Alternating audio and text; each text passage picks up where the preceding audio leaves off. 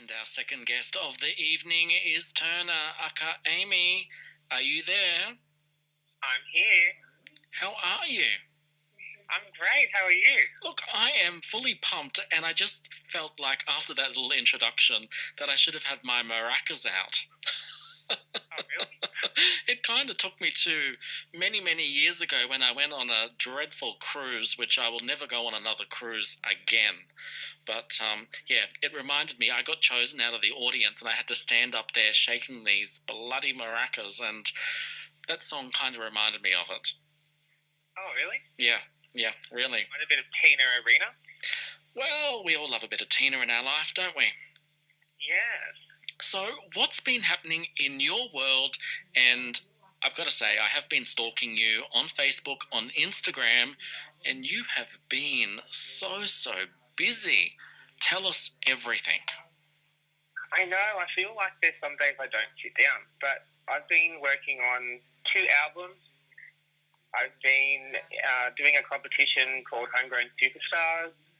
I've been juggling my personal life with like my grandma being sick and I'm her carer and she's been in hospital, and I've been juggling all of that. And I don't know, I just feel like there's some days I really don't have 5 minutes of just doing nothing. I can't be doing nothing. I have to be doing something. And you've been doing so much, and I often wonder, wow, when does he actually get to sleep? Well, there's some nights that I actually don't. I suffer insomnia, so it's a good way of, I guess, keeping my mind active in a positive way instead of sitting here in a negative mindset. So, music is such a positive in my life, and I feel that that's my go-to every time there is something negative, and it's been a really good distraction. And I think as an artist, when I've spoken to many artists over the years, quite a lot of artists have broken sleep because they're laying in their bed and then all of a sudden they wake up because a lyric comes to them. Yes, I've definitely had that before. And it's one of those things that when it comes to you, you have to get up and write it down because by tomorrow morning it's completely gone. And when you get up and write it down, do you also try and work out the rhythm and get the rhythm happening as well, or you just kind of make a few notes and then doze back off to sleep? It differs. Like there's sometimes you have the melody before you have the lyric in your head, and then you'll just add the lyric to the melody that's in your head. And yeah, every time I do something, it's different. I never do the same thing twice, I've noticed. And do you find that by doing things in different ways that sometimes you get a better outcome? Yes, definitely. It feels more fresh. Now, let's get back to your busyness, and a lot of the busyness is coming from these 2 new albums that you're working on. So tell us about the 2 albums. Well, there's the album for Turner, which is called Back to Me, and I feel that's my album that is, so there's a lot of growth with this album. It's personal, it's raw. I don't know, it's about self-love and self-growth and learning to love myself first and put myself first. And then there's the Amy album, which is very reggae-inspired. It's very blues, reggae. I'm pumped for people to hear this. Like, to me, it's like, because everybody knows, like, I started doing drag specifically as Amy Winehouse, impersonating, doing stuff like that, a tribute to her. And I feel that that's what I've continued to do with my original music as well, sort of follow the path of Amy Winehouse with the whole reggae, blues, soul, jazz, there's all of that. And it's just like, it's a 12-track album. The other one for Turner is a 15-track album. Wow. And it's just they're 2 very different albums, because I feel that Turner and Amy, they're both different artists. And let's back it up a bit. Now, if we talk about the Amy album, how does it work? Like, you're trying to put something together that is trying to, I guess, remember her, or is it trying to do something in her style? Tell us about it. I think I just would like to see, because her life was cut so short and she didn't really get to do everything that I'm sure she didn't get. Like, she wanted to do more, obviously. Like, nobody wants to pass at 27. But I feel that I'd like to keep her legacy alive through my music and also by doing her music on the road in with that.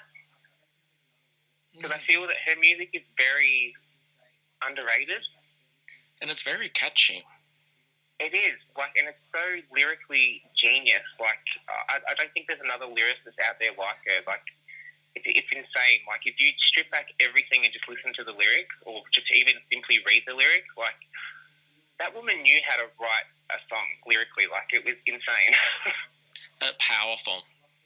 Yeah, definitely. Everything has such a message and a meaning, and you can feel and hear the pain in the lyrics. And I love her. I'd love to be able to keep her legacy burning bright. I feel that she needs to be remembered for her music and not the negative side of what the media tried to portray. Absolutely. And even last year during lockdown, you had the Amy TV show happening as well.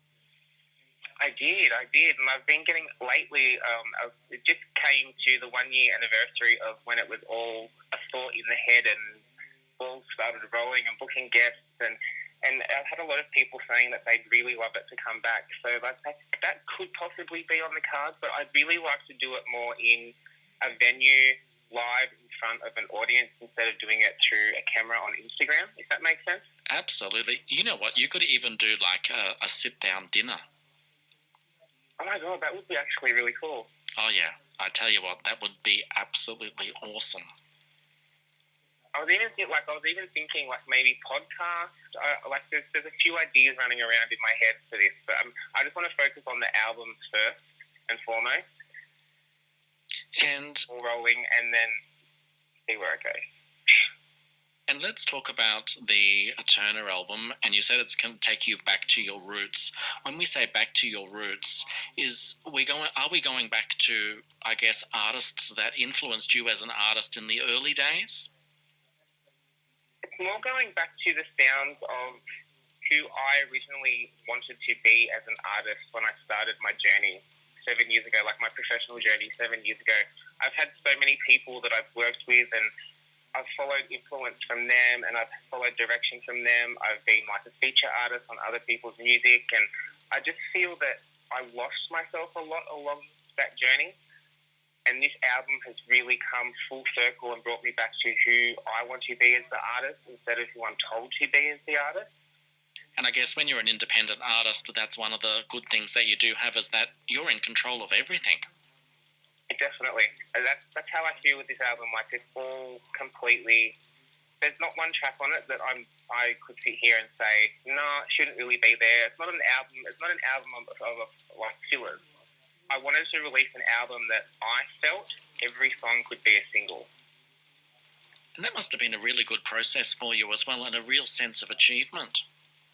It really was. I feel very accomplished for the first time. Don't get me wrong, I love everything I've done previously. I love the people I've worked with, and no disrespect to anybody.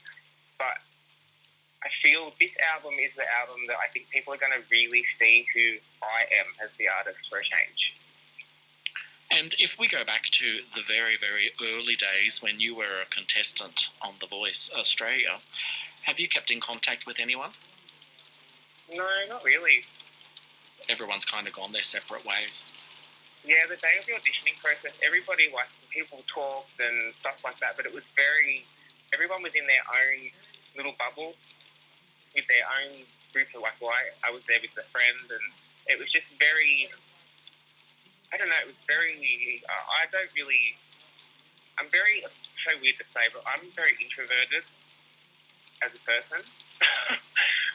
So it's people say, how can you say that? You seem so extroverted. And it's no, I'm really not. I'm within my own self a lot, if that makes sense.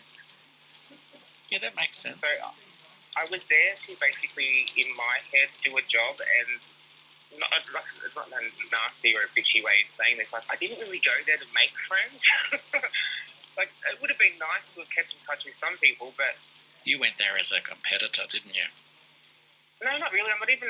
There wasn't even that competitive. I really honestly only applied for laughs. I didn't even think that I'd get a call back. Really? Come on. Yeah. No, I'm being serious. Wow. when I got the email back to say that I'd been selected for the next round, and then I got selected again for the next round, and it was just like, nah, this isn't real. Like, this was only done as basically shits and giggles. Wow. Like, but don't get me wrong, like, it was a very good experience in learning who I am as a person. Like, that's one thing I took away from that, is that I learned a lot about myself and my strengths and my weaknesses. Don't get me wrong, it's not something I can see myself ever going back and doing. Like, it was a very long process. But I enjoyed it. Like, I really did enjoy it. Even though, like, there was parts of it that really ripped out my soul and really ripped me down and made me second guess wanting to continue after it, I really did enjoy it. It taught me a lot about who I am as a human being. And I think as well that when we do these types of things, if we can take away just at least one thing, then it kind of makes it all worth it at the end of the day. Definitely. And that's what you've got to look at something like that as. It's a journey. It's not a competition. Now, you are involved also with Homegrown Superstars. Can you tell us a little bit about what this is? It's a little Instagram series where each week people send in a 1-minute video doing a cover, and each week the person that wins, there's a top 6, and then people vote on the top 6 for a winner, and then the winner gets to choose the theme for the next week. And I won, I think it was 7 weeks ago, and I chose songs from your idols. And yeah, it's just every week is a different theme, and I've really been enjoying that process of, because I've never really been someone that enjoys covers. Like, I feel everybody does it, but yeah, I've honestly, it's been one of the most fun experiences getting to work on different versions of different known songs that people have heard all their lives and looked up to and listened to, and it's been a really good, I guess, like, in saying that, it's helped me a lot with my music too, because I've got to listen to other people's stuff, if that makes sense. Like a lot of what I've done, I've tried to strip it back and make it more me and authentic to me, instead of just doing the typical cover. So you've changed it up a lot. Yeah, I feel I have, in a sense. Like, I've really enjoyed making things more acoustic than just going for a backing track that's a karaoke backing track. Yeah. Because you need to be different. You need to look outside the square to find something to really make yourself stand out. And I think you've done that, because I've seen these performances that you do on Instagram, and they are truly amazing. Oh, thank you. I really, like, I get blown away some weeks, like, with the people that are selected. The talent in this country that is not signed or out there doing something and being well known is absolutely ridiculous. Like, it blows my mind. And even some of the young kids that have been involved in this competition, kids should not know how to sing like some of these kids. Like, it's crazy. It certainly is crazy, and you're so right there. We do have so much talent here in our very own backyard, and I think throughout this year we're going to see a lot more new talent and people coming out and giving it a go, and that is a good thing. Yeah, I think so too. And I think people need to start looking more in our backyard than what's overseas. Like, there's so much talent in this country, it's beyond ridiculous. Now, I also want to talk about Queer Fame, because that's also another thing that you're involved with. Can you tell myself and the listeners a little bit about this as well? Well, Queer Fame is an apparel brand, and they do enamel pins, and they make T-shirts, tank tops, singlets for all genders, all sex, all identities, and they donate 25% of their profits to the human rights organisation. And I've been lucky enough as Turner and as Amy to have been asked to be a face for the brand, and to be a part of something that's giving back to something, it makes you feel really honoured. I feel honoured to be a part of it. Like, Nina has also become, who is the founder and creator, she's also become a really good friend, and I just think that the job that she's doing is so amazing for our community. And, like, seriously, like, if people go and check out my Instagrams and stuff, they'll see, like, I rock out the queer flag tank as both Turner and Amy. Like, I'm obsessed with wearing it, and I don't really care about wearing it. Like, I just think that what they represent we really need right now. Absolutely. And I'll put the link up on the Facebook page so that people can go and check it out as well, because it is such a great cause, and I believe it's all about paying it forward. And these T-shirts and the pins, they're absolutely amazing. They really are, and they're such good quality. Like, I'm not even just saying that. Like, they're really good quality. Like, they wash well, they wear well, they fit well, and what you see is what you get. And I think that is a great aspect to their brand. That it is. Now, we're running out of time, unfortunately, but you've got something that you're going to release today live on the radio. What is it? I am. I'm going to debut Amy's new single for you guys. And what is it? Yeah. It's called I'm Gonna Say It. It's going to be released worldwide on streaming platforms and everything on the 24th of May. Wow, so we're getting like a super early present. Thank you so much. That's okay. Like, as soon as you asked me, I was like, oh my God, perfect timing, because I wanted to announce this week, so this is the best way to do it, and I'm so glad I get to do it on your show. Oh, we are so lucky to have it, let me tell you. Well, I guess you better introduce it for the listeners and give them that date once more, and tell them where they can get this track when it's out on the 24th. Well, this track is by Amy, and you've been listening to Kings and Queens with Matt Christie, and this is my new single, I'm Gonna Say It, which is out May 24th. Take care, Turner. Aka Amy, have a great evening and a good sleep. Thanks for staying up for us. No worries, anytime. Thank you. Bye-bye. I'm gonna say it. I'm gonna say it. I'm gonna say it. I'm gonna say it. Yeah, I'm gonna say it. I'm gonna say it. I'm going to say it there. It's out next month, so make sure you go and check it out. And I'll put all the details up on Facebook after this evening's show. I nearly said today, and then I looked outside the window and thought, oh, it's dark. I'm here.